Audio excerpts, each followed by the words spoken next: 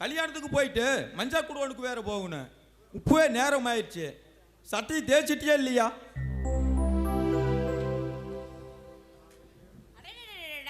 8 மணி வரைக்கும் தூங்க வேண்டியது. அதுக்கப்புறம் எந்திரிச்சு காலில் சுடு தண்ணி ஊற்றிட்டு குதிக்க வேண்டியது. ஏங்க எனக்கு என்ன 10 கை 10 காலா இருக்கு.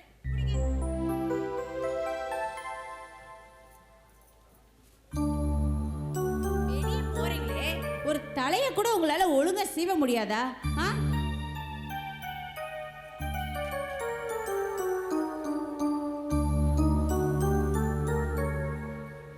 ஏங்க இன்னும் சின்ன குழந்தையாவே இருக்கீங்க. கமலா, நீ ஒரு குழந்தை பேத்து கொடுக்குற வரைக்கும் நான் உனக்கு குழந்தை தானே. நமக்கு தான் அந்த ஆண்டவர் அந்த பாக்கியத்தையே கொடுக்கலையேங்க. கல்யாணம் ஆகி 8 வருஷமா மலரின்ற பட்டத்தோட தானே வாழ்ந்துட்டு இருக்கேன். அந்த கடவுளுக்கு நம்ம மேல இரக்கமே இல்லைங்க. ஏன் கமலா இப்படி எல்லாம் பேசுற? குழந்தை இல்லாதவங்க எத்தனையோ பேரு நிம்மதியா சந்தோஷமா வாழலையா? அவங்கெல்லாம் என்னைக்காவது ஒரு நாள் குழந்தை பிறக்குன்ற நம்பிக்கையோட வாழ்ந்துட்டு இருக்காங்க. ஆனா எனக்கு குழந்தைய பிறக்காதுன்னு தெரிஞ்சதுக்கு அப்புறம் நான் எப்படி சந்தோஷமா வாழ முடியும்? கமலா, நீ என்ன சொல்ற? ஆமாங்க, என் கர்ப்பப்பை ரொம்ப வீக்கா இருக்கு. ஒரு குழந்தைய சுமக்கிற அளவுக்கு அதுக்கு பலம் இல்லைன்னு டாக்டர் உங்ககிட்ட பேசுனதெல்லாம் நான் கேட்டுட்டு தாங்க இருந்தேன். கமலா, கடவுள் கொடுக்கறத யாராலையும் தடுக்க முடியாது, கடவுள் தடுக்கிறத யாராலையும் கொடுக்க முடியாதுன்னு பெரியவங்க சொல்லுவாங்க. எல்லாம் நம்ம கையில் என்ன இருக்கு? எல்லாம் அந்த ஆண்டவன் கையில் தான் இருக்கு. இங்க நமக்கு காடு தோட்டம் இருக்கு, சொத்து சுகம் இருக்கு, வசதி வாய்ப்பு இருக்கு, நகை நட்டு இருக்கு. ஆனா ஆசை அம்மா அப்பாடு கும்பிடுறதுக்கு ஒரு குழந்தை இல்லைங்க. வாழ்ற வாழ்க்கைக்கு ஒரு அர்த்தமே இல்லாம போயிடுச்சேங்க. எனக்கு குறை இருக்குன்ற ஒரே காரணத்துக்காக எந்த குறையும் இல்லாத உங்களை தண்டிக்க நான் விரும்பல. அதனால நீங்க இன்னொரு கல்யாணம் பண்ணிக்கோங்க.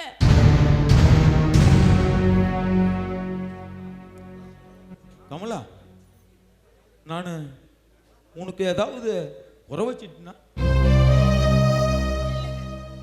நீங்க எனக்கு எந்த குறையுமே வச்சதில்லை. எந்த குறையும் வச்சுக்காம நீங்க என்ன பார்த்துக்கிட்டீங்க. அதே மாதிரி நானும் உங்களுக்கு எந்த குறையும் வைக்க கூடாதாங்க. இன்னொரு கல்யாணமே பண்ணிக்க சொல்றேன். கமலா, இன்னோட இடத்துல வேற ஒருத்தி என்னால் நினைச்சு பார்க்க முடியாது. அப்படியே ஒரு கல்யாணம் பண்ணினால அவ கூட என்னால சந்தோஷமா வாழ முடியாது.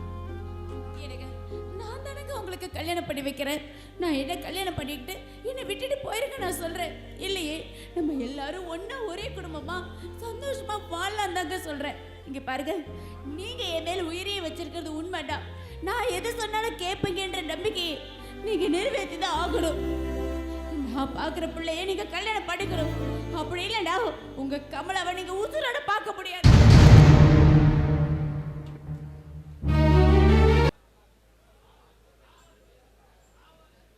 மாணிக்கண்ணா, மாணிக்கண்ணா, வாமா கமலா. என்ன இவ்வளவு இங்க வந்திருக்கிறேன்? சொல்லி அனுப்பிச்சிருந்தா நானே வந்து பார்த்துருப்பேம்மா. அண்ணா, எல்லாத்துக்கும் முறைன்னு ஒன்று இருக்கு. முறைப்படி நான் தானே வீடு தேடி வந்து பொண்ணு கேட்கணும். அதனால தான் நானே வந்துட்டேன். ஆமாம், புரோக்கர் பொன்னுச்சாமி சொல்லியிருந்தான். எல்லா விஷயத்தையும் என்கிட்ட சொல்லிட்டான்.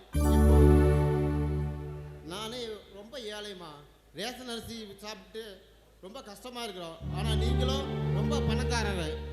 அப்படி இருக்கப்போ எங்கள் பொண்ணை உங்களுக்கு கொடுக்கறதுக்கு நான் கொடுத்து வச்சுருக்கேம்மா. ரொம்ப சந்தோஷம் அண்ணா. அப்புறம் என்ன, வர முகூர்த்தத்திலே நம்ம கல்யாணத்தை வச்சுக்கலாம்.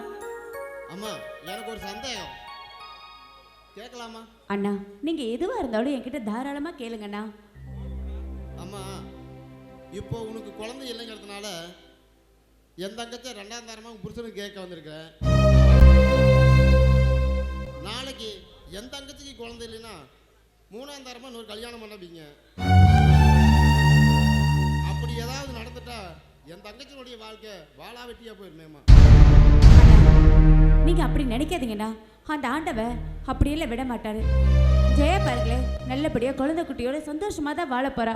அவளை நான் பாத்துக்கிறேன்னா, நீங்க எந்த கவலையும் படாதீங்க. அம்மா வெறுவாயில 1008 வேணா சொல்லலாம். சர்க்கரைனா இனிக்கவா செய்யும். எலும்பில்லாத நாக்கு எது வேணாலும் பேசலாமா. அண்ணா, இப்போ உங்களுக்கு என்ன வேணும்? எதுவா இருந்தாலும் நீங்க பயப்படாம கேட்கலாம். ஆமா, எனக்கு எது வேண்டாம். என் தங்கச்சிக்கு ஒரு பாதுகாப்புக்காக உங்க பேர்ல இருக்கிற வீட்டையும் உங்க புருஷன் மேல இருக்கிற காட்டையும் எழுதி வச்சிருங்க.